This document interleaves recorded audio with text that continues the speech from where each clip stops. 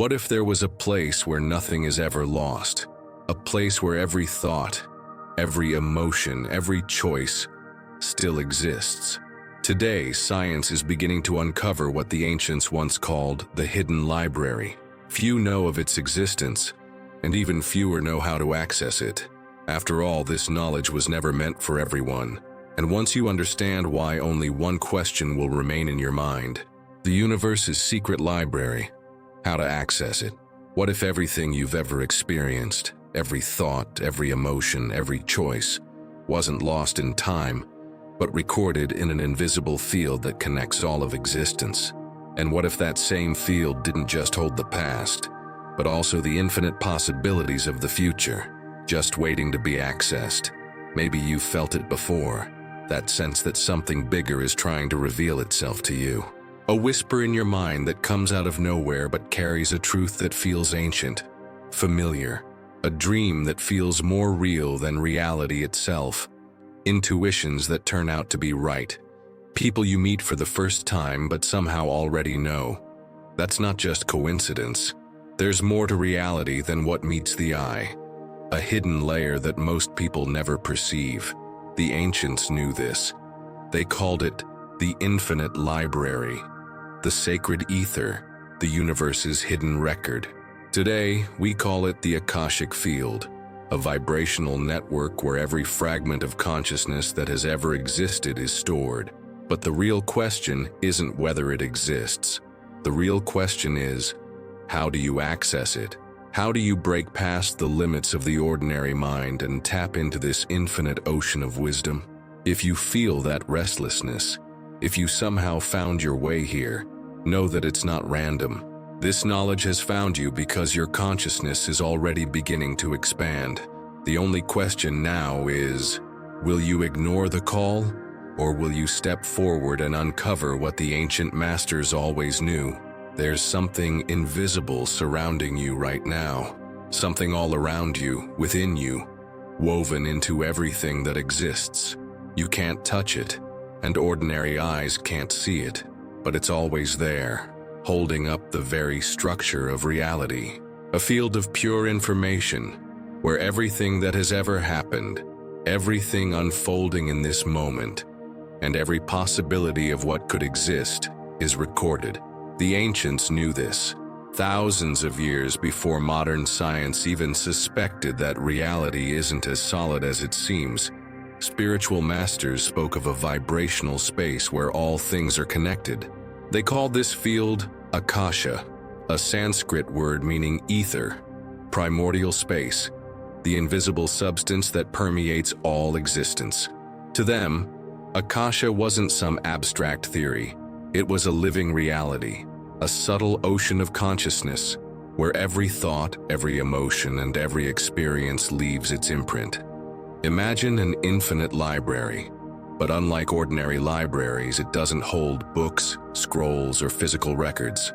Instead, it stores memories, intentions, dreams, entire timelines of everything that has been and everything that could be.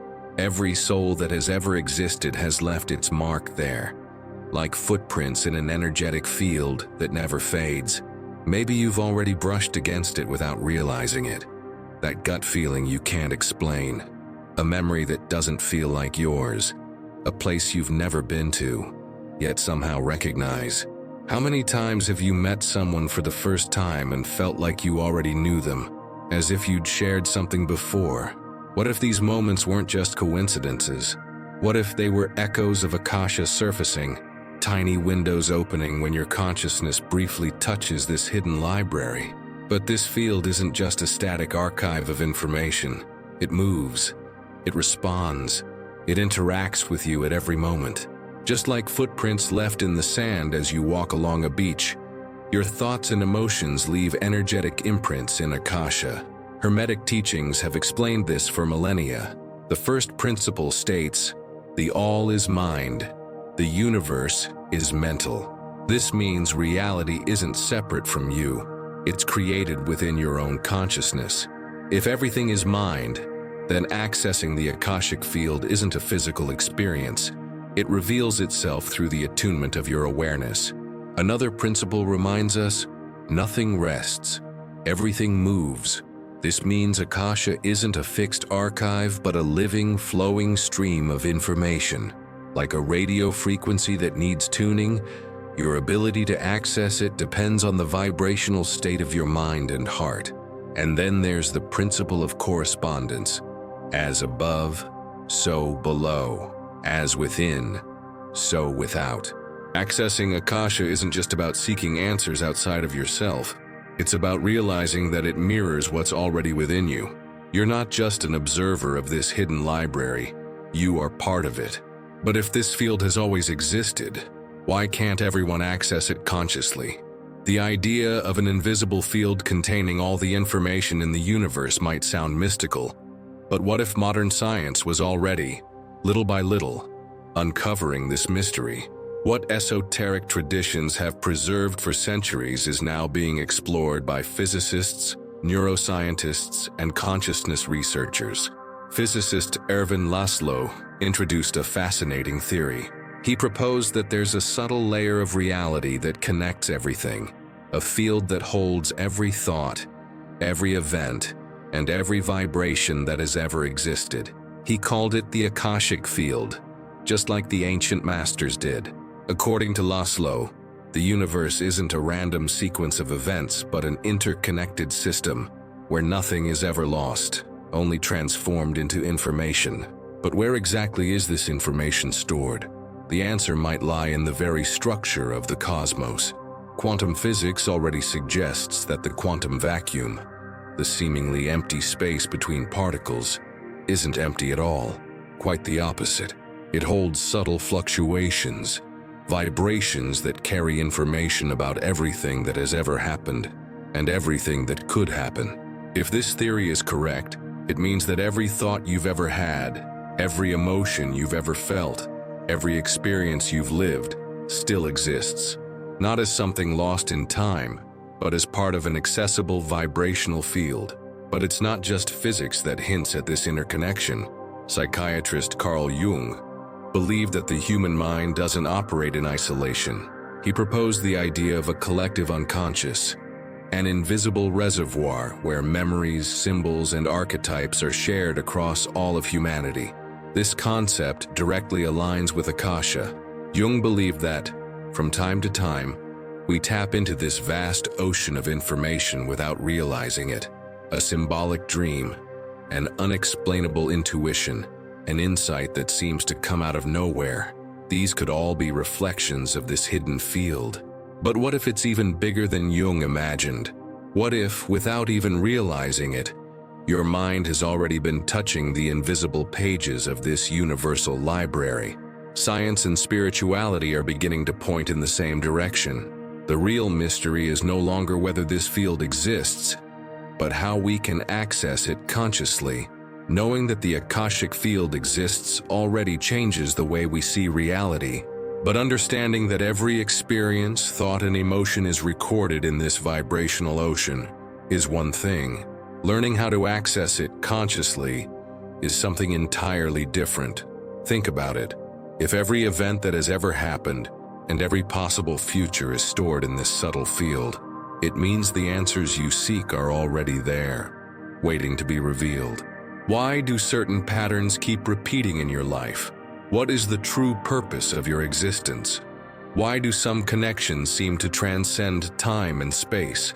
But Akasha doesn't respond to urgency or surface-level curiosity. You can't access it with a restless mind. Like a book you simply open and read. It's not a physical archive. It's a vibrational field. It responds to alignment. Imagine trying to tune in to a radio signal. If your station is off, all you get is static. The same thing happens with Akasha. If your vibration is low, scattered, or clouded by mental noise, the information gets lost in the chaos.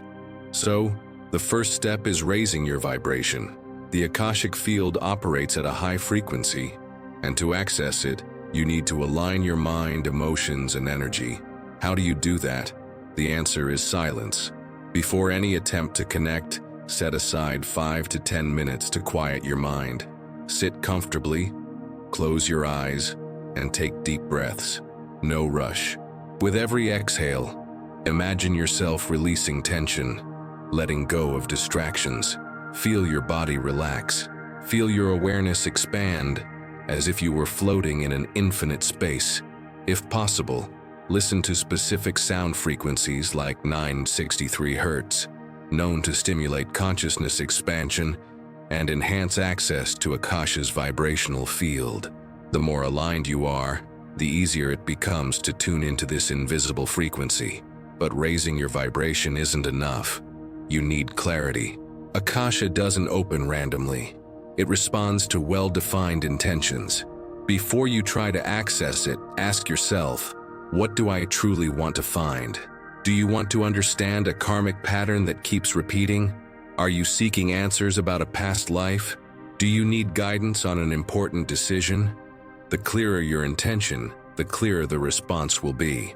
Now comes the most important step, getting into sync with Akasha. This process isn't mental. It's not an intellectual effort. It's a vibrational experience. Close your eyes and take a deep breath. Imagine a golden portal of light before you, a radiant, pulsing gateway, calling you to step through. This portal represents your entrance into the Akashic Field.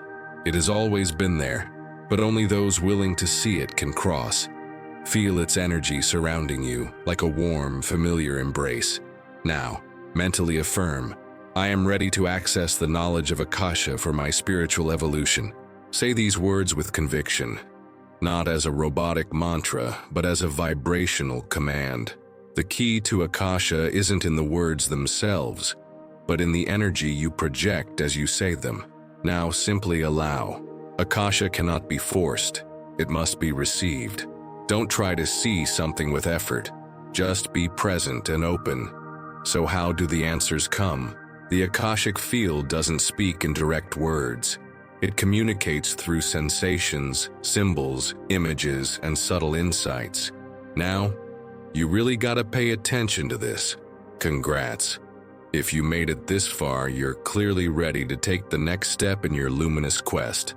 At the very end of this video, there's a special gift card waiting for you. Something to speed up your evolution even more. Once you're done, help the universe amplify your achievement by dropping a comment below with Akashic Records. But don't get distracted now, because the best part of this video is about to be revealed. Maybe you'll feel an unexplainable chill. Maybe an image will flash into your mind out of nowhere. Maybe a distant memory will surface. Or maybe it's just a deep knowing, a silent understanding that simply appears within you. Once you finish this experience, write everything down. Every detail matters.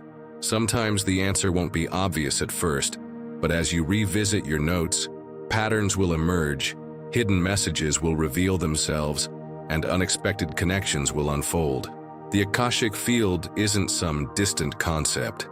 It's a living, breathing reality, a consciousness that has always been there waiting for you to be ready to listen. Now that you know how to access it, the only question is, are you ready to step through that portal? Accessing the Akashic Field is like opening a sacred book where the answers to your deepest questions are already written. But what's the point of uncovering this knowledge if it doesn't translate into real transformation? The true power of Akasha isn't just in what it reveals, it's in what you do with it. Imagine for a moment that you're given a key that can unlock invisible doors within you, doors leading to healing, clarity, and the ability to shape your own reality. But that key only works if you actually use it. One of the most profound ways to apply Akashic knowledge is through emotional healing and personal evolution. This vibrational field can bring unconscious patterns to the surface, blocks that have followed you for years without you even realizing it. Old traumas, limiting beliefs, cycles that seem to repeat for no apparent reason. But now you no longer have to be trapped by them. When you understand the root of a pattern, it loses the power it once had over you. What once seemed like destiny now becomes a choice. Akasha is also a silent guide in moments of doubt. How many times has your mind been stuck in a dilemma, torn between two paths that seemed equally possible? The problem is that logic alone can't always see the full picture. But Akasha exists beyond time. It delivers subtle answers, unexpected signs, that unshakable intuition that comes as a whisper in your mind but a certainty in your heart. And then, there's the most fascinating aspect: manifestation. If Akasha contains all possibilities, then what you desire already exists at some frequency. Learning to align with that vibration is bringing the unseen into reality.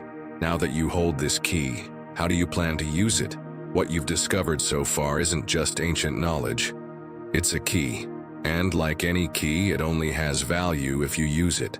The Akashic Field isn't some distant place. It doesn't belong to the past or to a select group of initiates. It has always been here, waiting for the moment when you were ready to see it.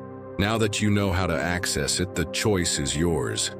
You can go back to life as if nothing has changed, or you can take the next step and experience this connection for yourself. Here's a challenge. For the next 7 days, practice this technique. Set aside a moment of silence. Align your vibration and tune in to this field of wisdom. Don't force it, just allow. Then, pay attention. What comes up? What images, sensations, or words emerge from the silence? What is Akasha trying to show you?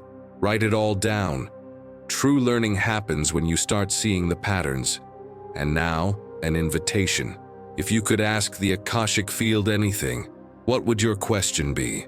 Drop it in the comments. Akasha is already listening. Maybe this is the first answer you'll receive.